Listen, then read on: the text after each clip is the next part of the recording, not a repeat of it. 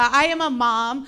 You knew that immediately from the lines of despair upon my face. Thank you so much. I have 2 kids. I have a boy and I have a girl. Very recently decided that one of them is my favorite. And the other one can go fuck herself. She's 11. I don't give a shit. She's into like anime and cosplay, and I'm a fucking Gen X bustin' townie. Like I don't. Yeah, that's right. Yeah, we don't mesh. I don't fucking get it. I knocked on her door the other night to tell her it was dinner time, and she came to her door in like a wig and full makeup and some bullshit, and I was like, "What are you doing?" I was like, "Ugh, your mother shouldn't be cooler than you," and she was like, "Oh, you're not. Trust me." I was like, "Wow, you're such a bitch." Really am trying to be like a strong feminist ally for this bitch. You know what I mean? Oh, it's awful. She looked me up and down the other day and she goes, "Doesn't it bother you that all of your clothes look like you bought them on Instagram?" And I was like, "Well, there's a reason for that. I did do that." And she's like, "It should further bother you that they were probably made by a 4-year-old in a factory." And I'm like, "It doesn't, like at all." They do great work. Are you kidding me? These were $9. Shut the fuck up. Great quality. Also, I'd venture to say that kid has a life skill you don't have. One of the 2 of you is set up for success, and it ain't fucking you, TikTok. Oh, yeah, she is a lot. She is a lot. I don't know if you caught it, but she has a British accent. For no reason. She's had it for 8 years. For 8 years, this twat has not broken character once. Oh, no, excuse me. As the Brits say, twat. Did you guys know that? Just that simple turn. Like, you call me a twat, we fightin', okay? You call me a twat, I'm gonna laugh in your face and be like, "Move along, idiot." You know what I mean? I will say this much. She is brilliantly smart, and I do enjoy her sometimes. And so we were sitting on the couch one night, and the news came on. They were talking about Putin, and she leaned over to me, and she went, "Putin D's nuts in his mouth." I fucking lost it. The thing of it is I have a son, so I've already been through D's nuts. This is round 2 of D's nuts. The first time he did it, he came home from school and he was like, "Hey, Ma, have you seen this?" And I go, "Well, this what, Ted?" And he's like, these nuts. And I was like, "You fucking loser." I go, "That's not how you do that. Get the fuck in here." I go, "Ted, that's not how you do that, man." I go, "You go like this. You go, 'Hey, Ma, have you seen these?' And then I, unsuspecting, go, 'These what, Ted?' And then you go, 'These nuts.'" And he went, "Thanks, Ma." Goddamn idiot. We were sitting around the table one night, my husband and my 2 kids, and somehow the word divorce came into the atmosphere. I don't even know how. We weren't talking about it. I was definitely thinking about it, but we were not talking about it. At the same exact time, both kids looked at each other in sheer fucking panic and went, "We're going with Dad." And I was like, "Oh my God, that's, oof, yikes. That hurt a little bit." You know what I mean? Like, because the audacity of these kids to fucking ever think that I would file for custody? Fuck out of here. You want to be with me? I want to see some fucking Hunger Games shit, okay? I want to fight to the death. I only want the strongest one. We get divorced, I'm on the first flight out of here to LA. I'm gonna go live my fucking dreams. I'll see you for a fucking week in December and 3 in the summer. I do want to talk to you guys about my boy, though. I fucking love this kid, all right? He's 13, he's fat, he's in the middle of puberty, he has braces, acne, and aggressive ADHD. He is awesome. Yeah, he is the best. we have to do this thing now in our house. We live in an apartment, really no bigger than this area, 3-bedroom apartment, barely. He's in a closet. And so what we do is we start at one end of the house and we'll be like, hey, Ted, coming towards your room, buddy. Getting real close to your room, buddy. I am coming in your room, bud. Please do not be coming in your room. Everything that comes out of his mouth just makes me laugh. Okay, so one night I'm on the couch with my husband. We're just sitting there. We're watching Dateline. I'm trying to figure out how to murder this guy. And we're just... It's actually very easy. You just do it, shut your trap, lawyer up. The burden is on the state.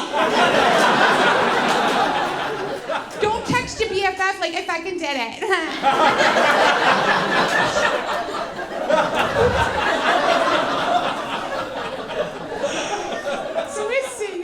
Watching Dateline, he's just like, and I love my husband to death. He's the greatest guy in the world. He really is. He's kind and he is so smart. But I gotta tell you, like highly, highly respected in his field, but like not in our apartment. Yeah, he's just a wonderful human being. And I always do the dumb guy voice. Can't even help myself. And he's like, why do you make me sound like I don't even sound like that? And I'm like, to me you do.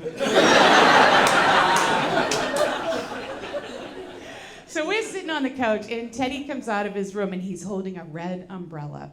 And the red umbrella is covered in white stuff. And he holds it out to me and he goes, hey Ma, cumbrella.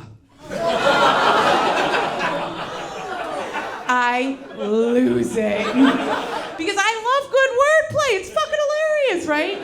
My husband's like, oh, great, now I have to parent. Because he can't. One of you has to parent, yeah, right? So he's like, hey, don't talk like that in front of your mother. It's very crude. Let me smell that. I'm like, ew. But then I was like, nah, there's no way it's, you know what I mean, right? It's no way. Because if he's doing that on umbrellas, we got bigger fish to fry. Like, we got fucking problems. So he grabs it and he sniffs it and he's like, oh, it's just deodorant. And I'm like, well, fucking right. I go, that was in his backpack, which means he had an umbrella and deodorant in his backpack. He's 13. We are fucking killing it. Right? So my husband's like, go clean that off. So Teddy leaves. Now it happens to be raining, okay? But I think he's just go take it in the kitchen, go into the bathroom, rinse it off. No, not my fat boy. He proceeds to take the umbrella, go downstairs outside, open up the garage, pull out a chair, and sit in the rain for 20 minutes. And my first inclination was to throw open the window and be like, hey, you fucking dummy. I stopped myself. You know why? He's thinking outside the box. There's more than one way to skin a cat, and there's more than one way to clean a cumbrella. I love this kid so much. The ADHD is a lot. I will tell you. The other morning I was in the kitchen just making a tea, starting to try to ease into the day, and he came in and he was already vibrating. He was always like, mom, and I'm like, oh shit, here we go. And he's like, wait, hi, what are we doing? What's going on for the day? And I'm like, yeah, all right, listen. Did you take your medication? And he's like, don't be trying to medicate my problems away, all right? It's not appropriate. And I'm like, nope, you're absolutely right. I'm not trying to medicate your problems away. I just wanted to know if you took yours, because if not, I will take mine. Just one of us has to be. Okay. You take your Adderall, I take my Ativan, we meet somewhere in the middle. I'm going to tell you one last story about my boy because I just absolutely love this kid. So last summer, we decided to take a road trip to the Smoky Mountains because I don't want my kids to think the confines of the world are just, here in Boston. So I'm like, we got to get them out and fucking see the world. Let's do like Americana shit, you know what I mean? So I'm like, Smoky Mountains. And I was like, yeah, let's definitely do a 12-hour fucking road trip because we hate each other. So let's get in the car. So we get to the base of the Smoky Mountains. There's this beautiful national park, and you kind of snake through, and the mountains are there, and I mean, they are breathtaking. I mean, just absolutely gorgeous. But I got like my mom's spidey sense started to tingle a little bit, and I was like, yeah, one of them's gonna ruin this. And and sure enough, out of the back seat, I hear, "Hey, Ma, you know what a gangbang is?" And I was like, oh, good, it's gonna be Fatty McGee. I do want to back up and say something, though. There's no fat shaming in my household, just on stage. But I do want to be very clear about that, because I actually myself used to weigh 305 pounds, and I will tell you, so there's no fat shaming in this household, but I will say this much to you. I wish he had like a little bit of shame, like enough to wear a shirt to the dinner table, or like at least his bra. But anyway, so anyway, he's like, "You know what a gangbang is?" And I was like, I'm trying to lead a life of honesty, so I was like, "Yeah, I do."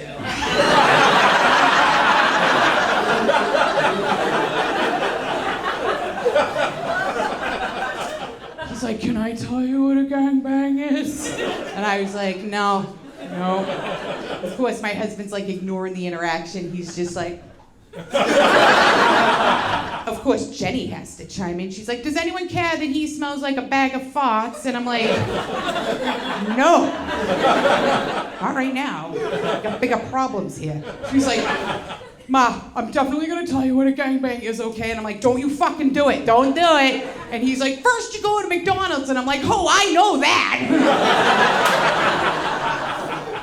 It's like you buy a McDouble and a McChicken, you take the bread out, you mash it together, and that's a gangbang. And I was like, sweet baby Jesus, thank God. That's what he thinks a gangbang is?